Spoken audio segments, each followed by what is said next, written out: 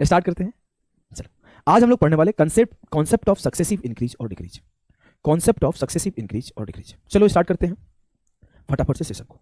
देखो क्या होता है कॉन्सेप्ट ऑफ सक्सेसिव इंक्रीज और डिक्रीज। पहले इसको बेसिक से समझेंगे, फिर हम लोग रेलवे के सवालों को करेंगे और फिर हम लोग फ्यूचर के सवालों को करेंगे कि कैसे सवाल फॉर्म हो सकते हैं उसके ऊपर।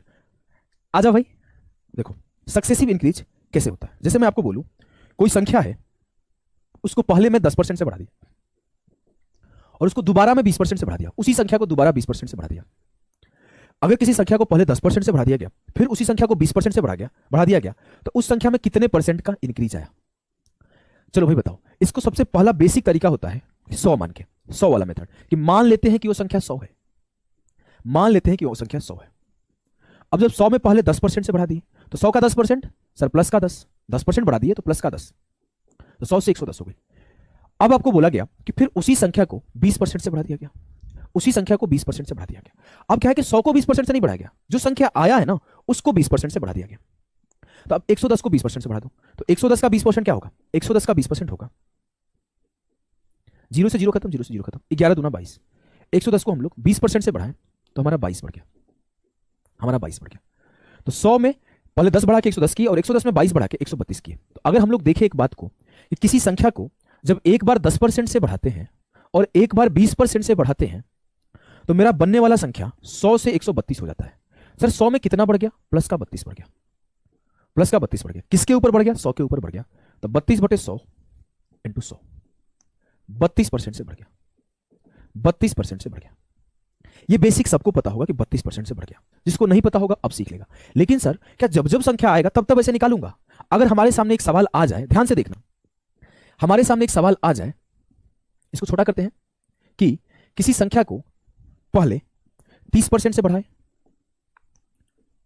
और फिर 40% से बढ़ाएं, तो मैं क्या करूंगा, बोलूंगा सर पहले संख्या 100 है, फिर इसे 30% से बढ़ाया तो 30 बढ़ गया, 30% से बढ़ाया तो 30 बढ़ गया, तो ये 130 हो गया। और फिर इसे 40% से बढ़ाया तो 130 का 40%, 13 चौके 52 बढ़ गया, तो प्लस का 52 ये बढ़ जाएगा, तो 130 प्लस 52 182 हो जाएगा। तो सर एक बार संख्या 30 से बढ़ा, दूसरी बार 40 से बढ़ा, तो ओवरऑल कितने से बढ़ेगा? कमेंट करके आंसर बताओ भाई, ओवरऑल कितने से बढ़ेगा? तो बोलोगे सर 100 से वो संख्या बढ़ के 182 हो गया, तो 82 से बढ़ गया 100 के ऊपर, तो 82/100 गुणे 100, उस संख्या 82% से बढ़ गया। सर मजा आ गया, 100 मान के तो हम 1 मिनट में से भी कम में कर दे रहे हैं। ये एक बार में कर दे रहे हैं। एक छोटा सा डिस्टर्बेंस होगा क्लास के बीच में, माफ करना। अरुण कुमार का एक कमेंट है, फ्री ऑफ कॉस्ट है स्टडी। ऐसा ही होता है, ये कोई पेड बैच होता तो सभी कमेंट का रिप्लाई दिया जाता। आपको अगर बता दूं, आप जाके किसी का पेड बैच ज्वाइन कर लो, आप यहां पे मत पढ़ो। आपको पता है कमेंट रिप्लाई में डिस्टर्बेंस होता है, जो पढ़ने वाले बच्चे होते हैं उन्हें डिस्टर्ब होता है। अगर एक सीरियस बच्चा है तो चुपचाप पढ़ता है, कमेंट का रिप्लाई नहीं खोजता है। और हमारे पेड बैच में पाओगे तो हमारे एसएससी सीजीएल में प्रारंभ बैच चलता है जिसका फी 2000 रुपया है। और कोई बच्चे हमसे ना ये नहीं बोलते सर हमारा कमेंट का रिप्लाई दो, वो चुपचाप पढ़ते हैं। हमने मेंस का बैच लॉन्च किया, 1500 रुपया प्राइस है, जहां पे सब लोग 400 रुपये 500 रुपये में पढ़ा रहे थे। सबसे महंगा फी लेकर, सबसे महंगा वाला बैच लेकर आया, सबसे ज्यादा फी वाला। कोई बच्चे ये नहीं बोलते सर हमारे कमेंट का रिप्लाई नहीं देते। सब बच्चे पढ़ने आते हैं, कमेंट बाजी करने नहीं आते हमारे यहाँ। अगर आप पढ़ने वाले नहीं हो आप चले जाओ, यहाँ पे सिलेक्शन वाले बच्चे हैं और पढ़ते हैं और हम भी पढ़ाते हैं। कमेंट रिप्लाई देने और हंसी मजाक करने नहीं आए हैं भाई। हम मेहनत से पढ़ाएंगे। कमेंट रिप्लाई देने में आपको क्या बेनिफिट मिलेगा? सवाल को सिखाएंगे तो फायदा मिलेगा, उससे आपका सिलेक्शन मिलेगा। कमेंट तो हंसी मजाक करते रह जाएंगे 4 घंटा तक, उससे कुछ फायदा होगा? ये बताओ। थोड़ा समझदार बनिए। आइए, अब हम बोले सर ऐसे तो हम इजीली निकाल ले रहे थे, अब आपके सामने हम एक सवाल रख दिए, देखते हैं कितने लोग कर पाते हैं। कि ये सक्सेसिव मेथड को आप इज्जत दो, क्योंकि इस सक्सेसिव मेथड को यूज हम लोग प्रॉफिट एंड लॉस में करने वाले हैं। इसी चीज को हम लोग सीआई का 80% सवाल एक इस फॉर्मूले से पढ़ा दूंगा, सीआई के 80% सवाल इस फॉर्मूले से पढ़ा दूंगा। तो इसे आप समझना, धीरे धीरे समझना, क्योंकि जब चीजें आगे बढ़ेगी तो पीछे वाली चीजों से कनेक्ट करूंगा। अब हम बोले एक चीज कि आपसे ऐसा कोई बोल दे कि सर एक संख्या को पहले 12% से बढ़ा दिए और फिर उसी संख्या को 16% नहीं लिख के 13% से बढ़ा दी। अब बताइए कितना होगा? हमने एक संख्या को पहले 19% से बढ़ा दिए और फिर उसी संख्या को 21% से बढ़ा दी। किसी संख्या को सर हम पहले 7% से बढ़ा दिए और फिर उसी संख्या को 11% से बढ़ा दी। अब वो संख्या क्या आएगा? अब हमें एक चीज सीखने को मिलेगा, अब हमें एक चीज सीखने को मिलेगा। सर जब हम लोग 100 मान के कर रहे हैं, 12 13 7 11 19 21 ऐसा नंबर आ रहा है तो बहुत कैलकुलेटिव हो जा रहा है, बहुत कैलकुलेटिव। देखो कैलकुलेटिव कैसे होगा, देखो हम 100 मान लेते हैं, 100 मान लेते हैं। बोले 100 पर 12% बढ़ा दो तो सर 100 का 12% 112 हो जाएगा। अब हम बोले कि 112 पर 13% बढ़ा दो। जब हम 112 पर 13% बढ़ाने गए सर कितना कैलकुलेशन हो गया, 13 दूना 26, 13 एकम 13 और 2 15 की 5, 13 एकम 13 और एक 14, 1456/100 14.56। तो 112 पे 14.56 बढ़ेगा क्योंकि इसका 13% यही है, तो ये बढ़ के आ जाएगा 112 और 14 जोड़ दो, 112 14 कितना होगा 126.56। सर ये कैलकुलेशन ज्यादा नहीं हो जा रहा है, कैलकुलेटिव नहीं हो जा रहा है? हाँ हो जा रहा है। कैलकुलेटिव होने लगा तो हम लोग को समझ में आया कि जो हमारा ये 100 वाला मेथड है ना सर, ये फेल हो जाएगा। जब पेपर में ऐसा सवाल पूछा जाएगा तो ये 100 वाला मेथड फेल हो जाएगा। और जब 100 वाला मेथड फेल हो जाएगा तो हम लोग क्या सीखे, वहां पे हम लोगों ने बोला कि कुछ ऐसा टेक्निक बताइए कि सीधा काम हो जाए। तो फिर एक फॉर्मूला डिराइव किए, फिर एक फॉर्मूला हम लोग डिराइव किए। कौन सा फॉर्मूला डिराइव करें, ध्यान दो। फिर एक फॉर्मूला हम लोग डिराइव किए, फॉर्मूला डिराइव करेंगे, फॉर्मूला प्रूफ करेंगे। अगर हम बोले कि कभी भी कोई भी संख्या हो, 1 हो 2 हो 3 हो 20 हो 50 हो 100 हो, हर केस के लिए एक फॉर्मूला सेटिस्फाई कराएंगे। अगर कोई संख्या x% से बढ़ जाता है और वो संख्या y% से बढ़ जाता है, तो मान लेते हैं कि वो संख्या 100 है और 100 पर कोई संख्या x% से बढ़ जाए, तो x% से बढ़ जाए तो क्या होगा भाई, x% से बढ़ के प्लस का x हो जाएगा 100 + x। और वो संख्या अब y% से बढ़ जाए तो 100 + x पर y% बढ़ेगा, 100 + x पर y% बढ़ेगा, y/100। y/100 को 100 में गुणा किए तो 100 × y/100 प्लस x × y/100, तो 100 से 100 खत्म, मिला क्या y + xy/100। जब 100 + x में y% की वृद्धि कर रहे हैं तो मुझे कितना का वृद्धि हो रहा है, इस पे जब हम लोग y% की वृद्धि कर रहे हैं तो मुझे वृद्धि हो रहा है y + xy/100।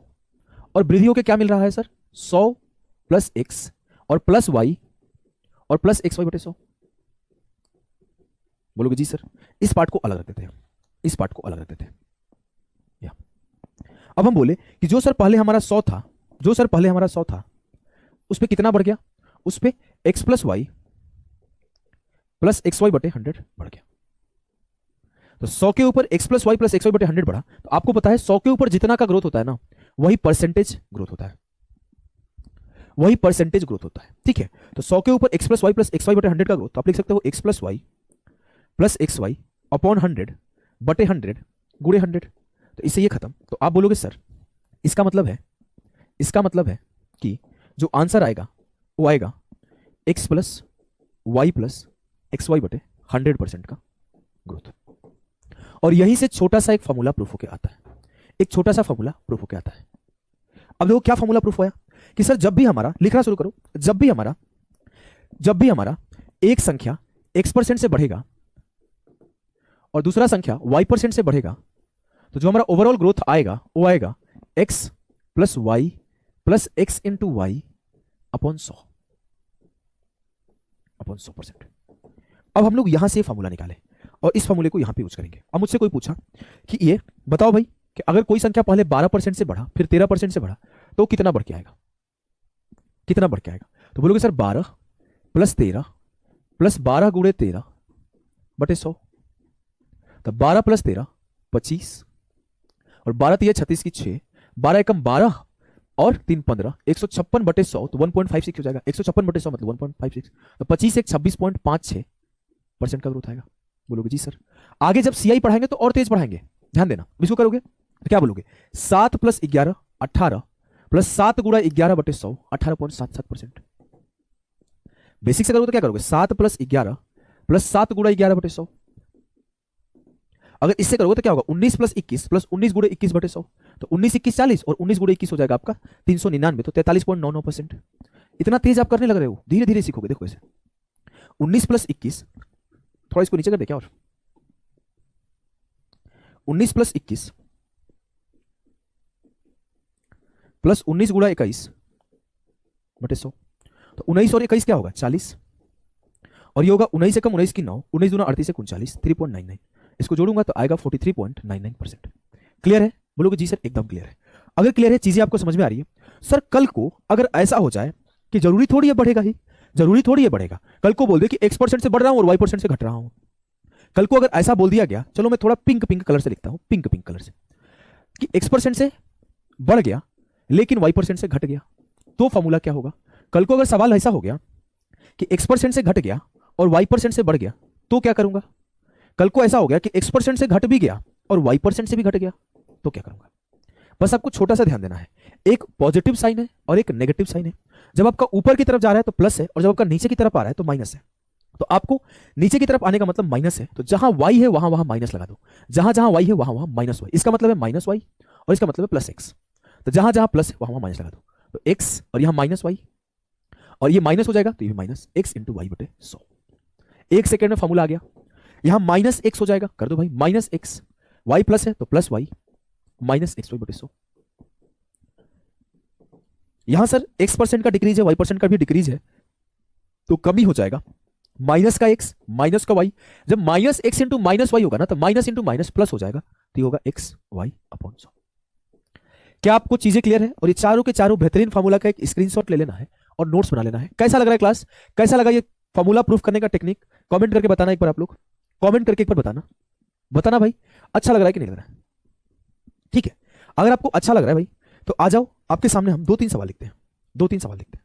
देखो, अगर मैं आपसे बोलूं कि 20% का इंक्रीज है और 15% का डिक्रीज है, अगर मैं आपसे बोलूं 30% का डिक्रीज है और 18% का डिक्रीज है, अगर मैं आपसे बोलूं 15% का डिक्रीज है और 12% का इंक्रीज है, 3 सवाल बताओ क्या आएगा परसेंटेज चेंज? कमेंट करके आंसर बताओ भाई, क्या आएगा कमेंट करके।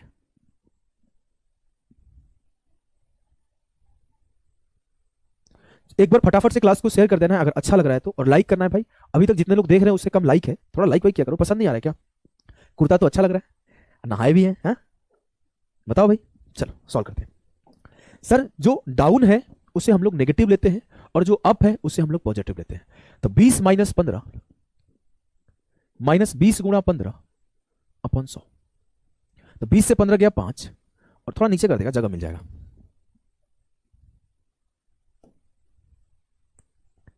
देखो 20 से 15 गया 5, 20 5 100 और 5 दिया 15। सर 5 से 3 गया 2%। अभी 2% पॉजिटिव है, इसका मतलब है आंसर होगा 2% का इंक्रीज, 2% का इंक्रीज। अगर इसे सॉल्व करूं तो ये माइनस 30 माइनस 18 माइनस 30 माइनस 18 और प्लस 30 गुणे 18 बटे 100, 30 गुणे 18 बटे 100। माइनस 30 और माइनस 18 हो जाएगा माइनस 48 और प्लस 0 से 0 खत्म, 18 3 54, 5.4 घटा लो भाई। 48 से 5.4 ऐसे भी घटा सकते हो कि 48.0 और 5.4, तो 10 से 4 गया 6, 7 बच गया, 7 से 5 गया 2, तो 42.6 आ जाएगा। सर ये माइनस 42.6 आया, तो इसका मतलब है कि 42.6% का डिक्रीज, डिक्रीज क्लियर है? बोलोगे जी सर। अगर मुझे इसे सॉल्व करना है 15% का डिक्रीज और 12% का इंक्रीज, तो क्या होगा फॉर्मूला कि सर माइनस 15 प्लस 12 माइनस 15 गुणे 12। सबके आंसर आना चाहिए भाई, सबके आंसर आने चाहिए कमेंट में, सबके आंसर आने चाहिए। आंसर नहीं आ रहे क्या आपके? माइनस 15 प्लस 12 माइनस 3, और काटो भाई, 5 तिया 15, 20 25 100, 4 तिया 12 और 4 25 20, 3 तिया 9 बटे 5। अगर सॉल्व करो तो 5 तिया 15 9 माइनस 24 बटे 5। अगर आप इसे काट दोगे तो 5 से 9 को काटोगे तो 1.8 आ जाएगा। 5 एकम 5, 4 बचा, डेसिमल लगाया तो 0 आ गया, तो 5 8 40, तो यह आ जाएगा माइनस 3 माइनस 1.8, तो यह आएगा माइनस 4.8। अब माइनस 4.8 का मतलब है 4.8% का डिक्रीज। चीजें आपको क्लियर है? अगर क्लियर है तो एक बार यस सर कमेंट करो, तो हमें समझ में आ जाएगा आपको समझा पा रहा हूं। और आंसर गलत आया है सिंपलिस्टिक का, आपका आंसर ये 4.8% है, इसका 42.6% है, इसका 2%। एकदम जबरदस्त सभी के उत्तर आ रहे हैं। एक बार कमेंट करो भाई, सब कुछ समझ में आ रहा है, मैं इंतजार कर रहा हूं आपके कमेंट का। एक बार आप लोग कमेंट करके हमें बताओ, फिर मैं आगे बढ़ूंगा। आपके कमेंट का इंतजार कर रहा हूं, एक बार आप कमेंट करो प्यारा सा।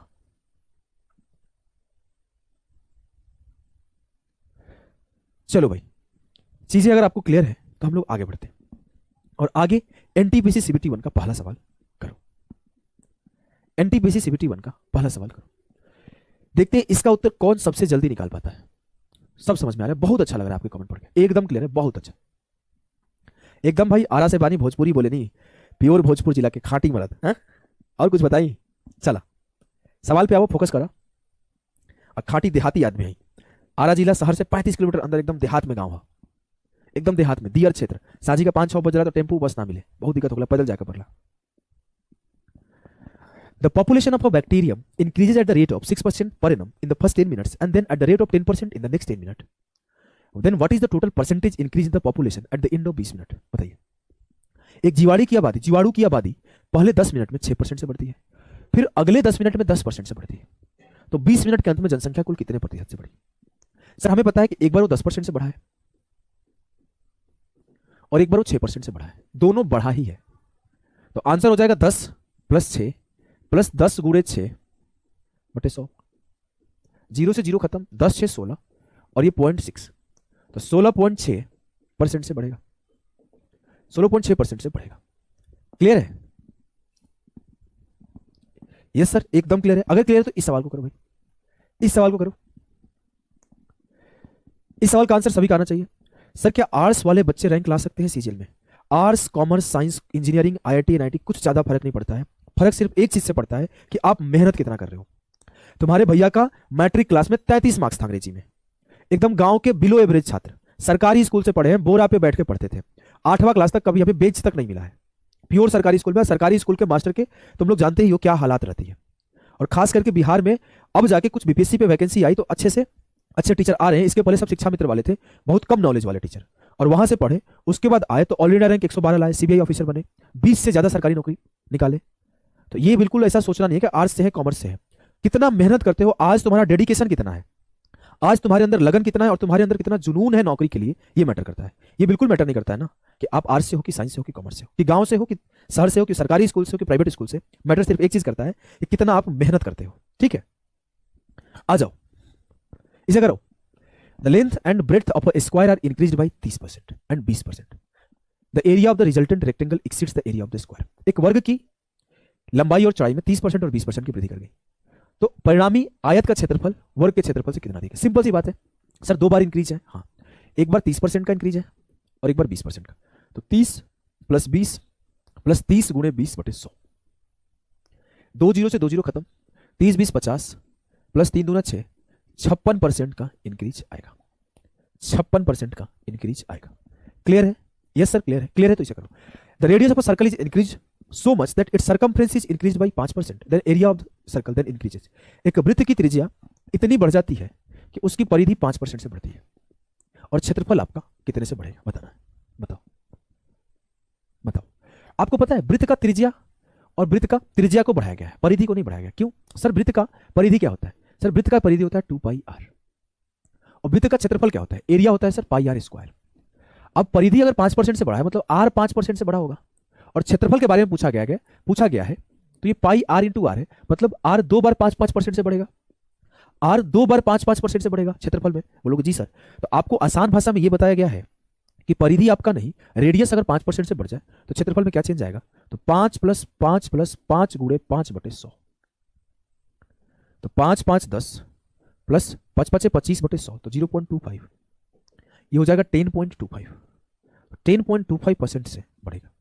ऑप्शन सी 10.25% जो है वो सही उत्तर है। सी, जिसका जिसका सी आ रहा है भाई सभी का सही है। और एक बार फटाफट से लाइक करो, थोड़ा शेयर वेयर कर दो। अच्छा नहीं लग रहा है क्या? जहां भी आप जिस भी बच्चों से जुड़े हो, चाहे आप फेसबुक पे जुड़े हो, चाहे आप टेलीग्राम पे जुड़े हो, चाहे आप व्हाट्सएप पे जुड़े हो, जहां भी जुड़े हो, हर बच्चों तक थोड़ा क्लास को पहुंचाया करिए। देखो अगला सवाल क्या है भाई? राजीव के वेतन में पहले 40% की कमी आई और फिर 50% की वृद्धि की गई। नया वेतन उसके आरंभिक वेतन से कितना प्रतिशत कम है? तो बताना है कि नया वेतन में क्या चेंज आया। राजीव की सैलरी पहले 40% घटा दिया गया, फिर 50% बढ़ा दिया गया। सर यहां पर इंक्रीज और डिक्रीज दोनों का केस है।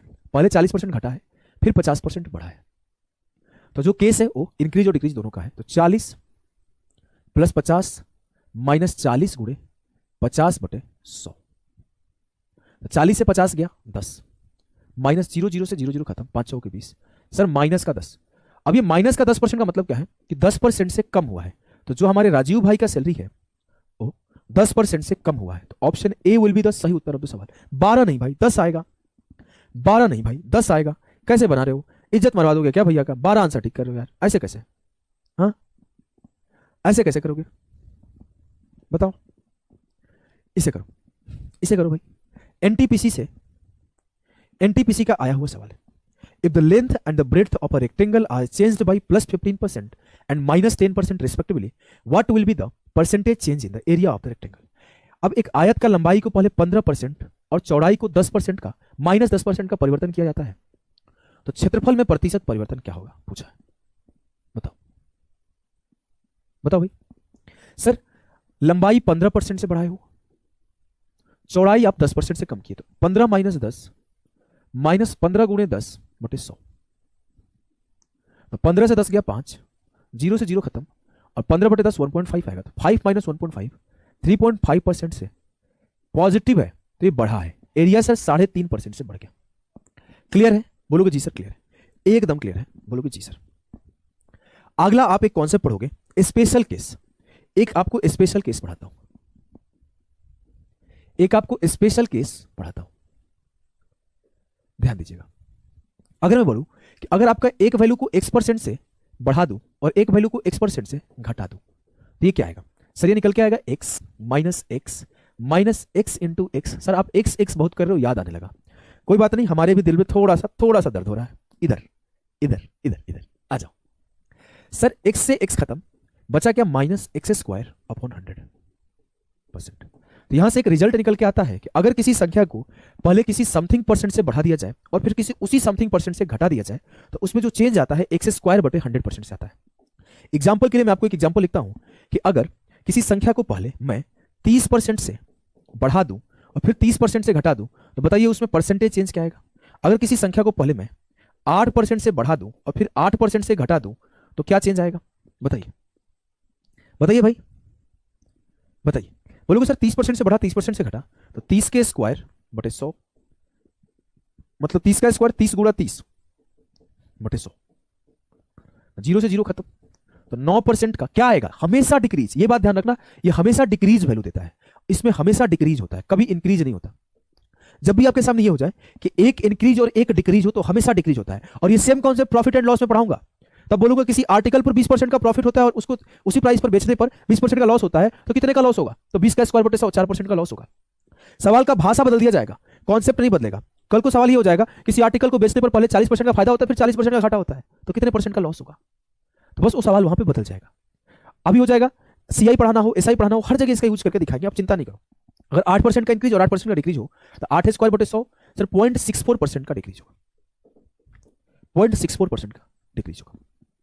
अगर ये बेसिक सा कॉन्सेप्ट आपको आता है, तो एक एनटीपीसी सीबीटी 1 का आया हुआ सवाल फटाफट से निपटाओ। A number is increased by 40% and subsequently decreased by 40%. Find the net change in the percentage of the number. एक संख्या में 40% की वृद्धि की जाती है और उसे बाद में 40% की कमी की जाती है, तो संख्या में शुद्ध परिवर्तन बताए। पहला चीज सर, जब कभी x से बढ़ेगा और x से घटेगा, तो कभी उसमें वृद्धि तो आएगा ही नहीं, जब भी आएगा तब कमी ही आएगा। जब आंसर आएगा तो कमी ही आएगा। तो कमी कितने का आएगा? 40 का स्क्वायर बटे 100% का कमी आएगा। तो 40 का स्क्वायर क्या होता है? 1600, और 1600 बटे 100, तो 2 जीरो से 2 जीरो गया, तो 16% का कमी आएगा। इसका मतलब option A will be the सही उत्तर ऑफ द सवाल। क्लियर बा कि नहीं खे? बतावा हो। आओ अगले सवाल को देखो। Ravi salary was first decreased by 50% and later increased by 50%। Ravi के वेतन पहले 50% की कमी की गई और बाद में 50% की वृद्धि हुई। उसका अंतिम वेतन उसके आरंभिक वेतन की तुलना में कितना कम था? फिर से वही 50 के स्क्वायर बटे 100, 50 के स्क्वायर बटे 100, 2500 अपॉन 100। 25% का डिक्रीज आएगा, 25% का डिक्रीज आएगा।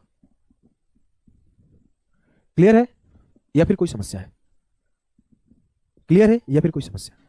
और कोई समस्या नहीं तो एक आरपीएफ सब इंस्पेक्टर का आया हुआ सवाल निपटा दो भाई, निपटा दो भाई।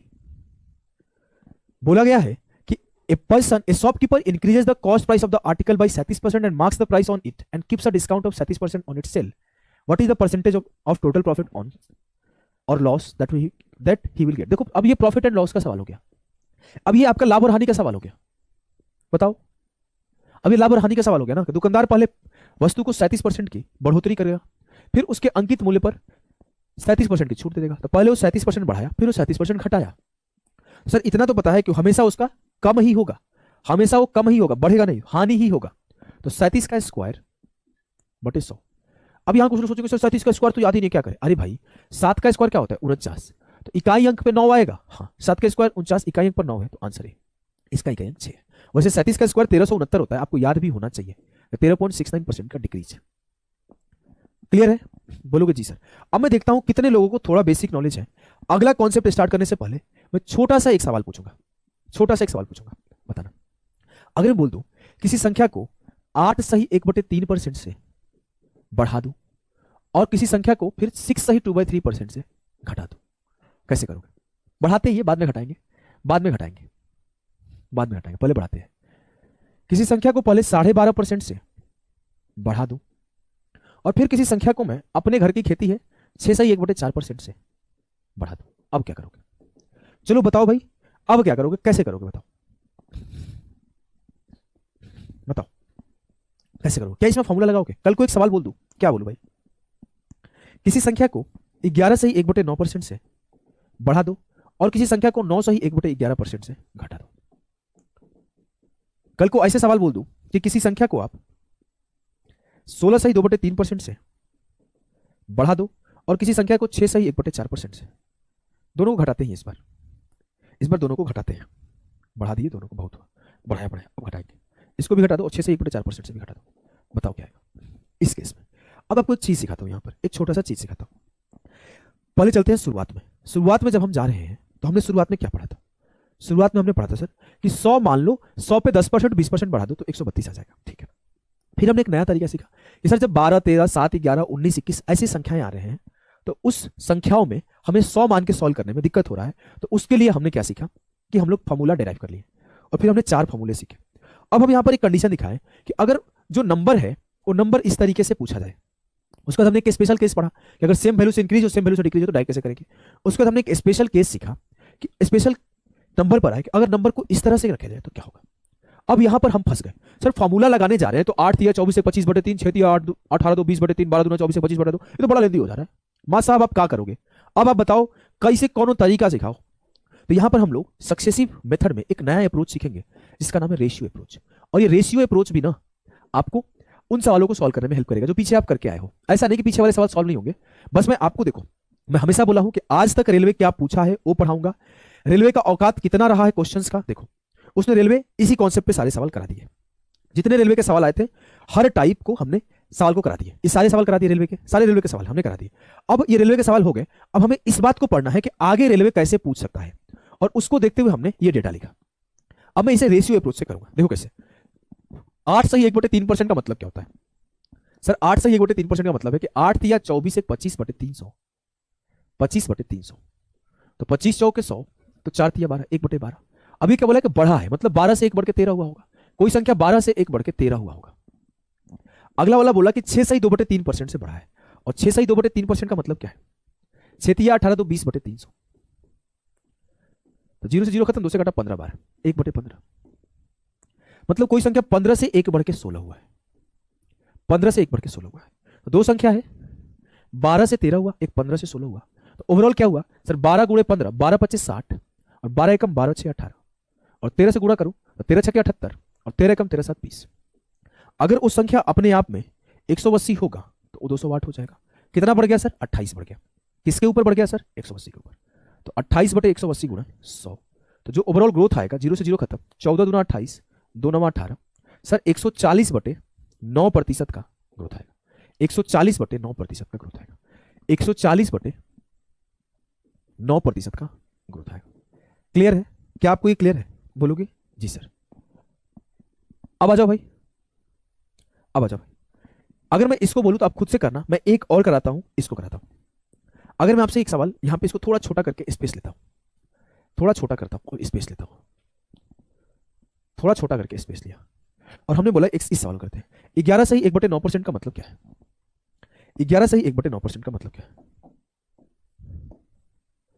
11 सही 1/9% का मतलब, बोलोगे सर 11 सही 1/9% का मतलब होता है 11 9 99 100/9 100, 1/9, और 9 सही 1/11 का मतलब क्या होता है?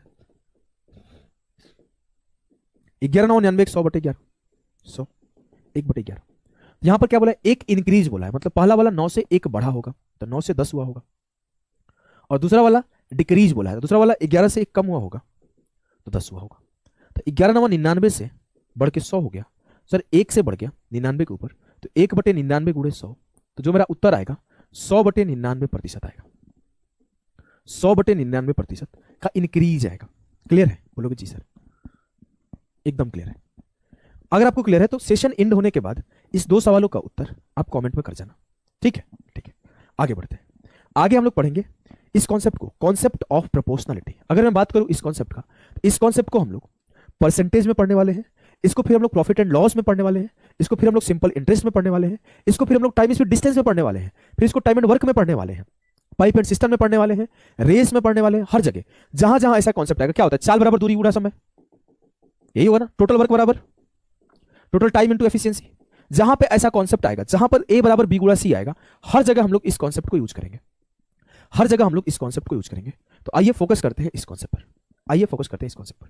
अभी हम लोग परसेंटेज में इसका यूज पढ़ रहे हैं, तो परसेंटेज में कैसे इसका यूज होता है इसके ऊपर बात करेंगे। परसेंटेज में कैसे इसका यूज होता है, देखो सिंपल सा 3 चीज है। एक है आपका एक्सपेंडिचर, एक है आपका एक्सपेंडिचर, एक्सपेंडिचर को हिंदी में क्या बोलते हैं कमेंट करके बताओ। एक है आपका प्राइस और एक है आपका क्या, कंजम्पशन। एक्सपेंडिचर को हिंदी में खर्च बोलते हैं, खर्च।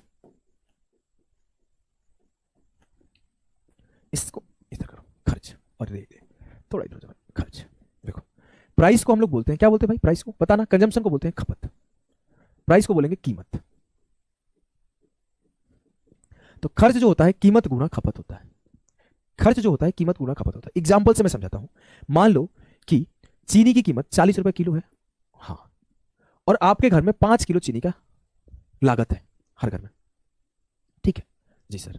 तो 40 गुणे 5, एक्सपेंडिचर कितना हुआ, 200 रुपया। आपके पापा 200 रुपए देते हैं, तो अब 40 के रेट से 5 किलो चीनी लेकर आते हैं।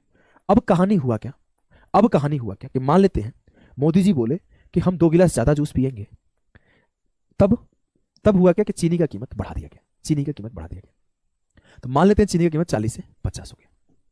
आपके पापा बोले बजट में कोई वृद्धि नहीं होगा, बजट में कोई वृद्धि नहीं होगा। मतलब 200 रुपए पहले मिलता था, 200 रुपए आज भी मिलेगा। तो आप 50 के रेट से जाओगे तो 4 किलो चीनी लाओगे, बोलोगे जी सर। 50 के रेट से जाऊंगा तो 4 किलो चीनी लाऊंगा। क्लियर है जी सर। अब एक छोटी सी चीज नोटिस करोगे कि एक्सपेंडिचर बराबर प्राइस गुणा कंजम्पशन होता है। तो आप यहां पर केस 1 लिखना, केस 1 क्या लिखोगे, केस 1। और केस 1 में आपने बोला कि जब आपका एक्सपेंडिचर सेम है, एक्सपेंडिचर सेम है, जब आपका खर्च सेम है, तो आपका जो प्राइस का रेशियो है वो इनवर्सली प्रोपोर्शनल है कंजम्पशन के रेशियो के। सर आप क्या लिख रहे हो, कुछ समझ में नहीं आ रहा है, परेशान मत हो, अभी सिखाता हूं, परेशान मत हो। देखो अगर मैं बोलूं कि पहले भी 200 खर्च होता था, अभी 200 खर्च होता था, हाँ सर। पहले जो प्राइस था वो 40 था, अब जो प्राइस है वो 50 है। तो अगर आप ध्यान से देखोगे, लाल कलर से लिखता हूं, तो ये आपका 10 चौके 40 और 10 पांचे 50। सर प्राइस 4 से 5 हुआ है, तो आपका कंजम्पशन 5 से 4 हो गया। तो इट मीन्स कि अगर आपका प्राइस P1 अपॉन P2 है, तो इसका उल्टा कंजम्पशन आपका C2 अपॉन C1 हो जाएगा, इसका उल्टा हो जाएगा, इसका उल्टा हो जाएगा। अगर ये 4/5 है तो 5/4 हो जाएगा। बोलोगे एकदम क्लियर है सर, एकदम क्लियर है। अब इस कॉन्सेप्ट को हम लोग यूज करते हैं आगे। देखो एक सवाल मैं आपको सॉल्व कराता हूं इस कॉन्सेप्ट पर, एक सवाल सॉल्व कराता हूं इस कॉन्सेप्ट पर। चलो इसको सॉल्व करो, एनटीपीसी का है वो सवाल है, सॉल्व करो। इस सवाल को सॉल्व करने की कोशिश करिए फटाफट से। एकदम प्राइस इनवर्स कंजम्पशन हो जाएगा, एकदम सही है। ध्यान से पढ़ो भाई, ध्यान से पढ़ो। चलो क्या है कि चीनी की कीमत 10% कम कर दी गई, उतने पैसे में कितने क्विंटल चीनी खरीदी जा सकती है जो ऊंचे दाम पर 18 क्विंटल चीनी खरीदने के लिए पर्याप्त है। बताइए, एक बार फटाफट से क्लास को शेयर कर दीजिए भाई, इतना मेहनत से पढ़ा रहे हैं और आपको ऐसे नहीं जाना है, लाइक करना है, कमेंट करना है, कैसा लग रहा है बताना है। और देखो हर एक थ्योरी को, हर एक केस को डिटेल में डिस्कस कर रहे हैं, कॉन्सेप्ट भी सिखा रहे हैं। तो आपको ढंग से पढ़ना है और आपको अपना सपोर्ट बनाए रखना है, चैनल को सब्सक्राइब भी करना है। रेलवे योद्धा को जितना सपोर्ट करोगे उतना ही बेहतरीन क्लासेस हम लोग लेकर आएंगे। तो आप अपना सपोर्ट बनाए रखो भाई और दबा के शेयर करते रहो। चलो देखो अब मैं बोलूं, क्या बोला है कि चीनी की कीमत 10% कम कर दी गई। 10% का मतलब है 1/10, मतलब 10 से 9 हो गया, 10 से 1 कम करके 9 हो गया। अब सर ये चीनी की कीमत 10 से 9 हुआ तो कंजम्पशन इसका उल्टा चेंज होगा, कंजम्पशन 9 से 10 हो जाएगा। सर ऐसा क्यों हुआ, क्योंकि मुझसे बोला गया जितना पैसा पहले खर्च हो रहा था उतना ही अब भी हो रहा है। बोला गया है कि how many quintals of sugar can be purchase for that much money, उसी मच पैसे पर कितना खरीदा सके, उसी पैसे पर। तो ये 9 से 10 हो गया। पहले मैं कितना खरीद रहा था सर, 18 क्विंटल, तो पहले मैं 9 यूनिट खरीद रहा था, तो 9 यूनिट का वैल्यू 18 क्विंटल है, तो 1 यूनिट का वैल्यू 2 क्विंटल होगा। तो अब मैं कितना खरीद पाऊंगा? 10 यूनिट। तो 10 यूनिट का वैल्यू 10 दूना 20 क्विंटल हो जाएगा। 10 दूना 20 क्विंटल हो जाएगा। आपकी वीडियो ब्लर मार गई। अरे भाई ऐसा नहीं है, ब्लर कभी कभी हो जाता होगा। देखो तो अब 20 किलो खरीद पाएगा। चलो इसे करते हैं। सीबीटी 1 का आया हुआ सवाल है। आ जाओ भाई फटाफट से करो, एक बार क्लास को दबा के शेयर करो और मुस्कुराते रहो, हंसते रहो, कमेंट में प्यार बनाए रखो। और इस सवाल को करो कि due to reduction of 25% in the price of a wheat per kg, John is able to buy 5 kg more for RS 600। क्या हुआ है कि प्रति किलो गेहूं की कीमत 25% से कमी हो गई। 25% से कमी हो गई। तो 25% से कमी का मतलब क्या है कि 25/100, 25 चौके 100, मतलब कीमत अगर पहले 4 रुपया था तो इससे घट के 3 हो गया। बोलोगे जी सर। अब आपसे बोला गया कि पहले जॉन 600 में जितना खरीदता था उससे 5 किलो ज्यादा खरीद रहा है, मतलब पहले भी 600 रुपए खर्च करता था और आज भी 600 रुपए खर्च कर रहा है। इसका मतलब उसका एक्सपेंडिचर सेम है, और उसका एक्सपेंडिचर सेम है तो आप साफ साफ कर दो उसका कंजम्पशन हो जाएगा 3 से 4। पहले 3 यूनिट कंज्यूम कर रहा था, अब 4 यूनिट कंज्यूम कर रहा है, तो कितना से कंजम्पशन बढ़ गया? 1 से। लेकिन बोले कंजम्पशन बढ़ा कितने से? तो 5 किलो से। तो 1 यूनिट बराबर है 5 kg के, तो 3 यूनिट बराबर होगा 3 × 5 15 के, और 4 यूनिट आपको अलग लिख देता हूं मैं। 3 यूनिट बराबर होगा 3 × 5 15 kg। जानते हो टोटल 4 टाइप से सवाल पूछे जा सकते हैं पेपर में। पहला पूछा जा सकता है कि find his original consumption. Original consumption, मूल खपत क्या था? मूल खपत हिंदी में। एक सवाल बनता है कि फाइंड हिज न्यू कंजम्पशन, उसका नया खपत क्या है? नया खपत क्या है? एक सवाल बनता है कि फाइंड हिज ओरिजिनल प्राइस, उसका मूल कीमत क्या है, जो कि पूछा है मूल मूल्य क्या है। और अगला एक बनता है कि फाइंड हिज न्यू प्राइस, उसका नया मूल्य क्या है। टोटल 4 तरीके से पेपर में सवाल पूछे जा सकते हैं। टोटल 4 तरीके से सवाल पूछे जा सकते हैं। अगर मैं आपसे बोलूं मेरे भाई, तो आपसे पूछा जाए कि उसका मूल खपत क्या है। सर मूल खपत 3 यूनिट था, तो 3 × 5 = 15 किलोग्राम उसका मूल खपत था। एक एक का आंसर बताओ भाई। अगर पूछता है कि नया खपत क्या है, सर नया खपत है 4 यूनिट, तो 4 यूनिट का वैल्यू हो जाएगा 4 × 5, 4 × 5 = 20 किलो। उसका जो नया खपत होगा वो 20 किलो होगा। मुझसे पूछा जाएगा ओरिजिनल प्राइस क्या है, तो मैं बोलूं सर जब वो 15 kg खाता था तो कितना रुपए में खरीद के लाता था? 600 रुपए में। तो 600 रुपए में 15 किलो लाता था तो 1 किलो का दाम हो जाएगा 600/15, 15 चौके 60। सर उसका मूल कीमत 40 रुपया था, जो कि पूछा गया है, टिक कर दो। अगर मुझसे पूछे कि नया कीमत क्या है, तो सर अब कितना खा रहा है? 20 किलो। कितने में? 600 रुपए में। तो उत्तर हो जाएगा 600/20। अब सर 30 रुपया पर किलो खा रहा है। ठीक है, ठीक है सर। क्लियर है या फिर कोई डाउट है? अगर कोई डाउट नहीं आपको, 4 के 4 तरीके से सवाल पूछे जा सकते हैं और चारों के चारों टाइप आपके क्लियर है। एनटीपीसी ने सिर्फ एक ही सवाल पूछा है, हमने आपको 4 सवाल कराए। अगर आपको चीजें क्लियर है, सब कुछ समझ में आ रहा है, तो एक सवाल आपके सामने है। इसमें आपको बताना है कि उसका ओरिजिनल कंजम्पशन क्या है, उसका न्यू कंजम्पशन क्या है, उसका यहां पर घटी हुई कीमत, मतलब नया कीमत पूछा है, आपको ओरिजिनल कीमत बताना है। चारों चीज का आंसर सेशन के बाद कमेंट में आना चाहिए। बोलोगे जी सर। अब आगे बढ़ते हैं, आगे बढ़ते हैं। और अगला कॉन्सेप्ट, अगर मैं आपसे ये बोल दूं कि आपके पास 3 चीज है, एक है एक्सपेंडिचर, एक है आपका प्राइस और एक है आपका कंजम्पशन। अगर बोलूं कि आप 200 रुपए खर्च करते थे, 40 रुपए किलो चीनी था और 5 किलो चीनी लाते थे। अगर मैं बोल दूं कि पापा ने बोला कि ये ले ले बेटा 250 रुपए, 250 नहीं ले ले, चल तो ज्यादा ले ले, 300 रुपए ले ले। चीनी की कीमत 40 से बढ़ के 50 हो गई और कंजम्पशन 5 से बढ़ के 6 हो जाएगा। बोलोगे जी सर। कंजम्पशन बढ़ के 5 से 6 हो जाएगा।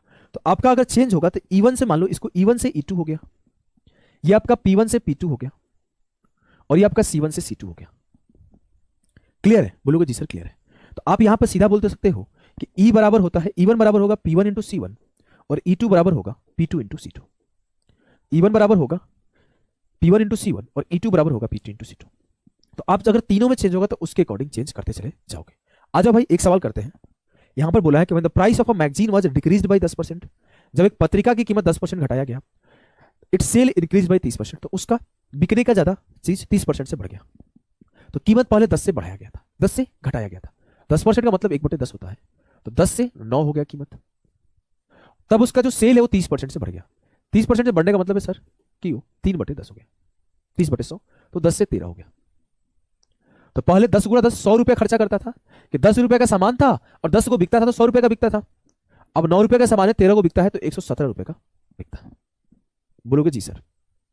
अब 100 का सामान 17 में बिक रहा है, तो 17 का इंक्रीज है 100 के ऊपर, तो 17/100 गुणे 100, 17% की इंक्रीज बढ़ी है, 17% बढ़ा है, 17% बढ़ा है। इस सवाल को आप ऐसे भी कर सकते थे कि -10 + 30 -10 गुणे 30/100 आ जाएगा ना भाई, एकदम आ जाएगा। 30 से 10 गया 20, -3, 17%, ऐसे भी आ जाता। ठीक है, ठीक है, या किसी को दिक्कत है? अगर किसी को दिक्कत नहीं है तो इसे करते हैं, इसे करते हैं। The price of a petrol is increased by 52%. By what percentage should its consumption be reduced so that the expenditure on it increases by only 14%? बताओ भाई, बताओ। पेट्रोल के मूल्य में 52% की वृद्धि होती है, इसकी खपत में कितने प्रतिशत की कमी की जानी चाहिए ताकि उस पर होने वाले व्यय केवल 14% की वृद्धि हो? अब यहां पे दो चीज के ऊपर चेंज है। सर मेरा एक्सपेंडिचर E1 से E2 हो रहा है, मतलब 14% बढ़ रहा है, और प्राइस P1 से P2 हो रहा है। अब पूछा है कि कंजम्पशन में क्या चेंज आएगा? कंजम्पशन C1 से C2 हो जाएगा, यही सिखाया था ना? जी सर। अब हुआ क्या कि हमारा जो एक्सपेंडिचर है 14% से बढ़ गया, मतलब पहले अगर 100 रुपए खर्च हो रहा था तो अब 114 रुपए खर्च हो रहा है। और सर प्राइस जो है 52% से बढ़ गया, मतलब पहले अगर 100 रुपए प्राइस था तो 52 से बढ़ के 152 हो गया, तो कंजम्पशन C1 से C2 है। 100 से 100 खत्म, 19 छक्के 114, 19 8 152, 2 तिया 6 और 2 चौके 8, ये 4 इधर जाएगा तो C1/C2 बराबर हो जाएगा 4/3। सर कंजम्पशन 4 से 3 हो जाएगा, कंजम्पशन 4 से 3 हो जाएगा। 4 से 3 होने का मतलब है कि 1 का कमी हो जाएगा 4 के ऊपर, तो 1/4 × 100, 25%। सर कंजम्पशन 25% से कम हो जाएगा। क्लियर है? जी सर। आशा करता हूं चीजें आपको समझ में आ रही होगी। जो बच्चा मेरे साथ पेशेंस बना के धीरे धीरे चीजों को समझ समझ के करेगा, आराम आराम से सीखेगा, विश्वास रखेगा, तो मैं उसे एकदम 0 लेवल से उठा के टॉप लेवल तक, जैसा मैं बेहतर रैंक लाया हूं, बेहतर पोस्ट लाया हूं, उसी लायक बना दूंगा। लेकिन अगर आप कमेंट में आके कमेंटबाजी करोगे, बातें करोगे, इधर उधर की बातें सोचोगे, भाई हम क्या, आपको कोई नहीं पढ़ा सकेगा। जब तक आपको पढ़ने की इच्छा नहीं होगी, और अगर आपके अपने घर के हालात को देखकर भी पढ़ने का इच्छा नहीं होता है ना, तो फिर आपको किसी और के पढ़ाने से नहीं पढ़ पाओगे। हाँ, हमारे घर की हालात ऐसी थी कि हमने दिन रात पढ़ा, सुबह शाम कुछ नहीं देखा, सिर्फ पढ़ाई की है। घर की जरूरतें थी, मजबूरी थी, गरीब घर से आते थे, सरकारी स्कूल से पढ़े थे, पापा उतने अमीर नहीं थे, घर में कोई हमारे बैकअप नहीं था, ऐसा नहीं था करोड़ों की प्रॉपर्टी है, बाप का धन है तो हमारा जीवन चल जाएगा, ऐसा कुछ नहीं था। एक ढंग का मोबाइल नहीं था भाई, तो क्या ही हम बोले। तो हम उस घर से थे तो हम मेहनत किए, हम कभी इधर उधर के चक्कर में नहीं रहे। लेकिन हम देखते हैं बच्चे आते हैं क्लास में, हवाबाजी करते हैं, कमेंटबाजी करते हैं, इधर उधर की बात करते हैं, उन्हें लगता है वो कूल है, वो चिल्ल है, वो बहुत शो ऑफ कर रहे हैं। लेकिन आपको एक दिन आपका शो ऑफ निकल जाएगा, जब आपकी उम्र हो जाएगी और नौकरी नहीं लगेगा, जब घर वाले और ताना देने लगेंगे, रिश्तेदार की ताने बढ़ जाएंगे, तब आपको समझ में आ जाएगा ना कि आज अगर मेहनत कर लिया होता तो कल हमें सुनने को नहीं मिलता। और आपको काश मैं मेहनत कर लिया होता तो मुझे आज जॉब हो गया होता, ये नहीं सोचना है, तो आज आपको पढ़ना पड़ेगा। जो रिग्रेट होगा ना फ्यूचर में, वो आज के मेहनत से ज्यादा होगा। तो बेहतर है कि आज आप जोरों शोरों से मेहनत कर लो, रेदर देन कि आप कमेंट में कमेंटबाजी करो, इधर उधर की बात करो। बहुत आसान है यहाँ वहाँ की बात करना, किसी लड़की को छेड़ देना कमेंट में, किसी लड़के की मजाक बना देना, किसी लड़का को कुछ बोल देना, गाली दे देना, किसी को भी। हमको नहीं गाली देते, हमें तो अच्छी बातें आप लोग बोल रहे हो, फिर भी मैं बता रहा हूँ ये चीज़ें बहुत आसान है बोलना, क्योंकि फ्री का मोबाइल है, फ्री का इंटरनेट है, उसमें अपनी मेहनत की कुछ नहीं लगी है। पापा ने हमें खरीद के मोबाइल दिया है, पापा ही हमें रिचार्ज करा देते हैं, हमें मेहनत तो कभी करना नहीं पड़ा। कभी घिस के 400 रुपये, 500 रुपये, 1000 रुपये कमा के आना पड़ेगा ना, तो पता चलेगा कि 1000 रुपये का महत्व क्या है। जो मोबाइल में 800 रुपये का रिचार्ज हो जा रहा है, उस 800 रुपये का महत्व तब समझ में आएगा जब खुद की मेहनत की पैसे होगी। आपको तब तक पता नहीं चलेगा जब तक आप मेहनत नहीं करोगे, और जब तक आपको जिम्मेदारियों का एहसास नहीं होगा तब तक आपको नहीं समझ में आएगा। तो आपको अपने जिम्मेदारियों का एहसास करना पड़ेगा। अपने बाबूजी के ऊपर बोझा नहीं, बाबूजी के बोझा को उतारने वाला लड़का बनना है।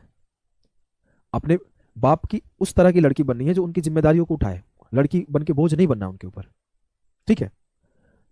अगर आपको बोझा बनना है, उनके सर के ऊपर बोझ बनना है, तो आप बनिए, लेकिन असल में वही लड़का लड़का है, असल में वही लड़की लड़की है जो घर की जिम्मेदारियों को उठाए, उनके बोझ को हल्का करे, ठीक है? तो आशा करता हूं आप लोग मेहनत करेंगे, बहुत अच्छे से मेहनत करेंगे, चीज़ों को पढ़ेंगे। हमने क्लास को एंड कर दिया था, इसीलिए लास्ट के 2-4 मिनट हम थोड़ा बात भी कर लिए। अपने कॉन्सेप्ट खत्म हो गए हैं, आगे के कॉन्सेप्ट आपको डिलीवर होते रहेंगे। आपके जो क्लासेस हैं वो maths by Abhishek Ojha, railway योद्धा और बिहार योद्धा, 3 हमारे टेलीग्राम चैनल है। रेलवे के लिए हमने